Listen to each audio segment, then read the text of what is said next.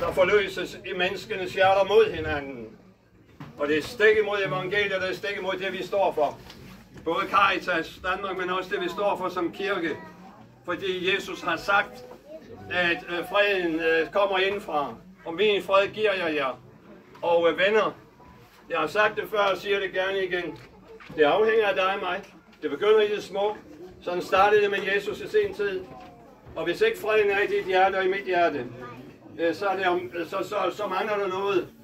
Det starter i det små, og lidt efter lidt, og det tror vi på. Det er derfor, vi er kirke. Lidt efter lidt, så ved vi, at den spire vil vokse. Og så kan de komme med alle deres kanoner og alle deres bomber, og alle deres jagerfly og al den oprustning, der er fuldstændig ødelæggende for vores verden. Så kan de komme med alt det, fordi vi bevarer freden i vores hjerter. Og vi har i sinde, at den fred, den skal sejre i verden i dag. Og godhed skal sejre over ondskaben. Godhed skal sejre over hadet, over den vrede, som desværre i den grad bliver udløst i den tid, vi lever i.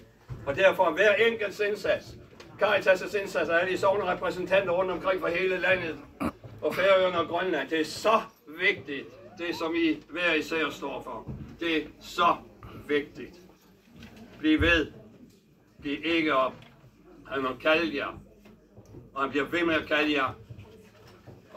Og vi giver styrke til den opgave, som han har kaldt jer til. Han vil ikke forlade os, vi vil heller ikke forlade ham. Det kan godt være, at skuden den samtidig, eller skibet samtidig synes at være ved at gå under, men den går ikke. Den går ikke. Ondskaben og Satan vil ikke få den sejr. Det vil Gud, og det vil du og jeg, netop fordi vi har fokus på ham, som er vejen til fred i vores hjerter. Så lad os nu synge fredssangen. Fred hviler over land og by.